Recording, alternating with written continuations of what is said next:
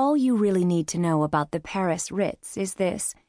By the middle of 1937, Coco Chanel was living in a handsome suite on the 3rd floor, and the bartender, an intuitive mixologist named Frank Meyer, had invented the Bloody Mary 16 summers earlier to cure a Hemingway hangover.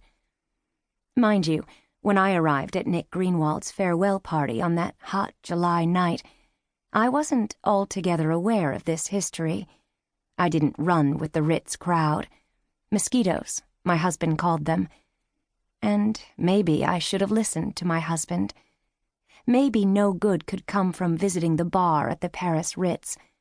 Maybe you were doomed to commit some frivolous and irresponsible act.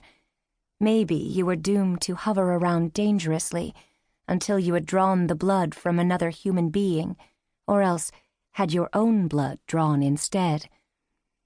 But Johann, my husband, wasn't around that night. I tiptoed in through the unfashionable Place Vendôme entrance on my brother's arm instead, since Johann had been recalled to Berlin for an assignment of a few months that had stretched into several.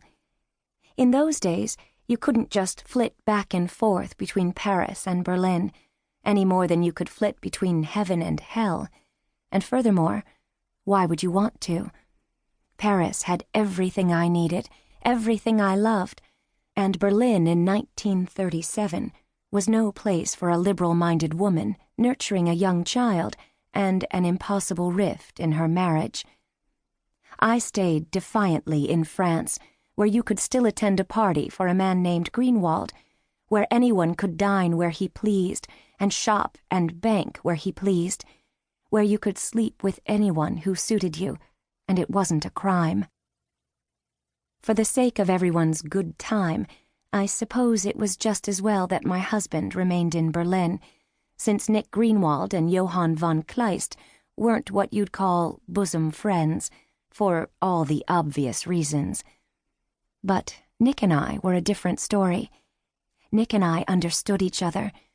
First, because we were both Americans living in Paris, and second, because we shared a little secret together, the kind of secret you could never, ever share with anyone else. Of all my brother's friends, Nick was the only one who didn't resent me for marrying a general in the German army. Good old Nick. He knew I'd had my reasons. The salon was hot, and Nick was in his shirt sleeves, though he still retained his waistcoat and a neat white bow tie, the kind you needed a valet to arrange properly. He turned at the sound of my voice. "Annabelle, here at last." "Not so very late, am I?" I said. We kissed, and he and Charles shook hands. Not that Charles paid the transaction much attention. He was transfixed by the black-haired beauty who lounged at Nick's side in a shimmering silver-blue dress that matched her eyes. A long cigarette dangled from her fingers. Nick turned to her and placed his hand at the small of her back. "Annabelle, Charlie, I don't think you've met Budgie Byrne, an old college friend." We said enchanté. Miss Byrne took little notice. Her handshake was slender and lacked conviction. She slipped her arm through Nick's and whispered in his ear, and they shimmered off together to the bar, inside a haze of expensive perfume.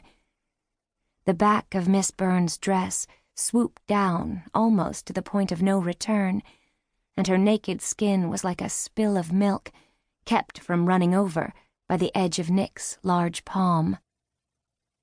Charles covered his cheek with his right hand, the same hand that Miss Byrne had just touched with her limp and slender fingers, and said, "That bastard always got the best-looking women." I watched Nick's back disappear into the crowd, and I was about to tell Charles that he didn't need to worry, that Nick didn't really look all that happy with his companion, and Charles might want to give the delectably disinterested Miss Byrne another try in an hour. But at that exact instant, a voice came over my shoulder, the last voice I expected to hear at the Paris Ritz on this night in the smoldering middle of July. "My God," It said, a little slurry, "If it isn't the Baroness herself." I thought perhaps I was hallucinating or mistaken. It wouldn't be the first time. For the past 2 years, I'd heard this voice everywhere, department stores and elevators and street corners.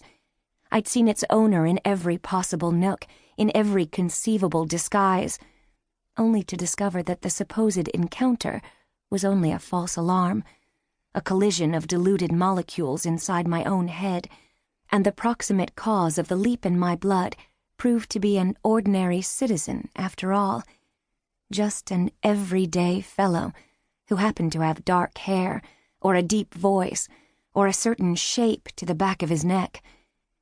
In the instant of revelation, I never knew whether to be relieved or disappointed, whether to lament or hallelujah.